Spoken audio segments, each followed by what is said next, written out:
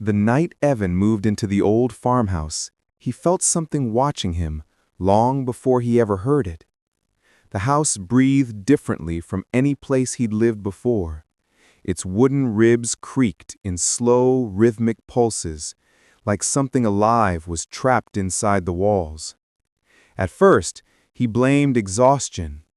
The move had drained him, and the silence of the countryside felt too wide, too empty. But when he switched off the lights, the darkness swallowed the room faster than it should have, as if it had been waiting for him. The first sound came just after 2 a.m., a faint scratching behind the bedroom wall. Evan froze, listening. It wasn't the scuttling of mice or the shifting of wood. This was deliberate, slow, dragging, like a fingertip tracing the inside of the wall, searching for a weak point. He held his breath, and the sound stopped instantly, as though it knew he was listening. Minutes passed in dead silence until a soft knock came. 3 taps, evenly spaced, inches from his head. He jumped out of bed, heart pounding, but when he switched on the lamp, the scratching vanished as if it had never been there. The next night, it grew bolder. The scratches came earlier, 1:44 a.m., and this time, they traveled, starting behind the closet, then sliding behind the headboard, then down toward the floor. Evan pressed his ear against the wall, and for a moment he didn't hear scratching. He heard breathing, slow, raspy, wet breaths that came from no human throat. He pulled away instantly, but the wall pulsed, actually pulsed, as if someone had pressed their hand flat against the other side. He backed away, whispering, "Hello?" The breathing stopped, but the answer came from the floorboards behind him. A whispered hello repeated back, in his exact voice. By the third night, Evan had stopped sleeping entirely. He paced the hallway with the lights on, checking every vent, every floorboard, every doorway. He tried recording the noises on his phone, but every time he hit record, the house went silent, as if the thing inside knew it was being watched.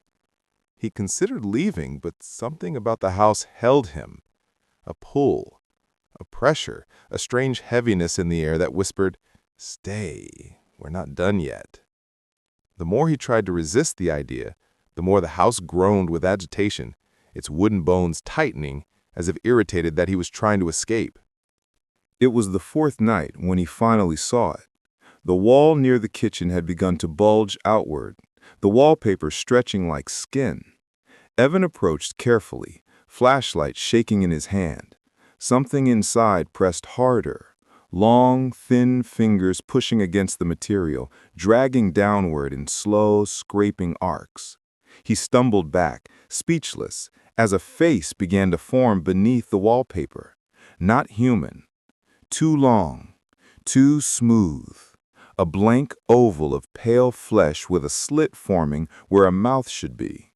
The slit widened into an impossible grin, and the wallpaper ripped as a single whisper slid out. "Found you." Evan ran upstairs, slamming the bedroom door behind him. He pressed his weight against it, even though he knew, deep down, that whatever lived inside the walls didn't need doors to reach him. The scratching returned, this time circling the entire room. Then the lights flickered. Once. Twice. Then all at once they went out, plunging everything into blackness. Something moved at the foot of the bed, brushing the fabric. Something light, fragile. Fingertips. Evan screamed, kicking wildly, and when he turned on his phone's flashlight, he saw the sheets shifting, indenting as invisible hands pulled themselves up onto the mattress. He bolted from the room and sprinted toward the front door, but when he reached it, every window, every door in the house slammed shut at the same time, as if controlled by a single heartbeat. The walls around him vibrated with a deep, low growl, no longer hiding, no longer pretending. The house was alive and hungry. Evan backed into the living room as the wallpaper split open behind him, forming a jagged, gaping hole. Inside, he saw movement. Dozens of pale limbs unfolding, untangling, reaching toward him. He grabbed a fallen lamp and swung it wildly, smashing at the crawling limbs, but the creature didn't retreat. It only grew louder, shrieking in a high, sharp tone that rattled the glass shelves. The sound wasn't just noise, it was language, a call, a summons, and from deep in the walls, more voices answered, more scratching, more dragging, more things crawling forward, eager, starving. Evan made one final attempt for the back door, shoving it with all his strength. Something huge slammed it shut from the other side. Then the wall beside him opened like a mouth, and thin fingers wrapped around his ankles. Dozens of them, maybe hundreds. They pulled him down, dragging him across the floor. His nails scraped the wood. He screamed until his throat tore. The last thing he saw was the blank face pressing out of the plaster opposite him, smiling wider than a human face ever could. The next morning, the farmhouse was silent. The walls were still again, the floor undisturbed. Evan's phone lay in the center of the hallway, screen cracked, recording nothing but static. And deep inside the walls, something new breathed softly, as if it had just finished eating and was waiting for the next visitor.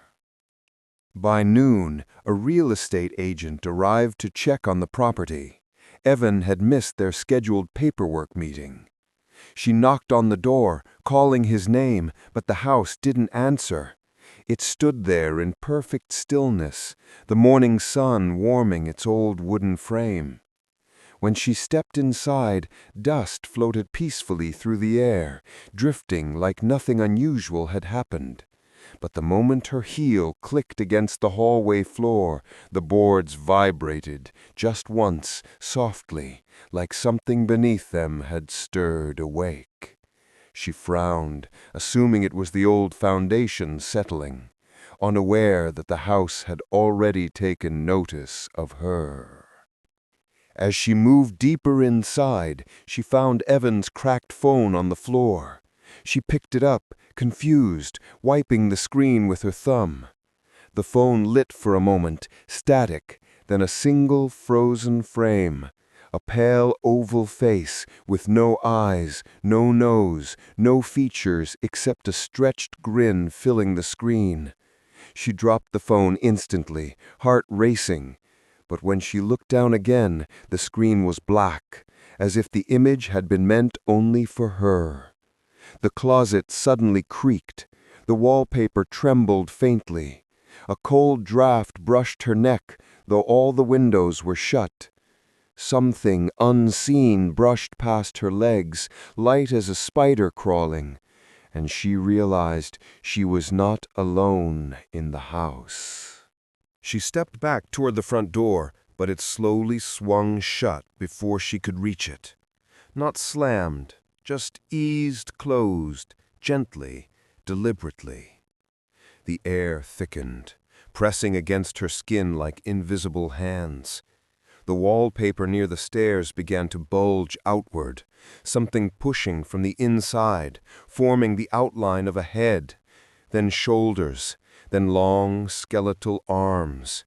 She froze, unable to speak, unable to breathe, as the bulge pressed closer, splitting the wallpaper open in thin, silent tears. A whisper escaped from the darkness behind it, soft, eager, hungry. And then the house exhaled, as though delighted to have a new visitor to feed on. The agent staggered backward, her breath shaking, as the tear in the wallpaper widened like a second doorway, one that led not into another room, but into a moving darkness. Inside, dozens of pale shapes shifted and curled, whispering, reaching, awakening. The air filled with a sickly sweetness, the same scent old houses sometimes have, except this one breathed.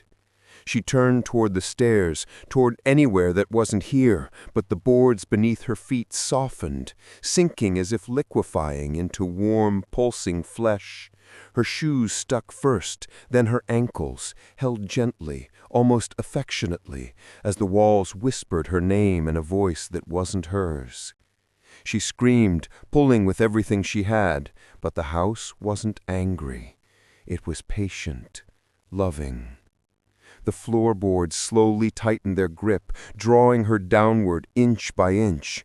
Her fingers clawed at the railing, at the wallpaper, at anything she could hold, but everything she touched felt warm, alive, beating with a faint rhythm.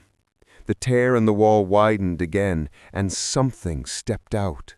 Not fully formed, not entirely human. A tall, trembling shape with a face that looked as though it was still learning how to be a face. Its smile stretched too far, its limbs shaking with excitement as it crawled toward her, whispering, "Stay, stay, stay." In her last moment, the agent looked into its blank, eager expression and understood the truth. The house didn't just trap people, it absorbed them. It learned their voices, their shapes, their fears. It became them. As the creature wrapped its long fingers around her wrists and pulled her gently into the darkness of the wall, the house sighed with satisfaction. By the next morning, nothing remained except her car in the driveway and her clipboard on the porch. And from somewhere deep inside the walls, two voices, Evan's and hers, now whispered together, calling softly, waiting for the next visitor who dared to walk through the door.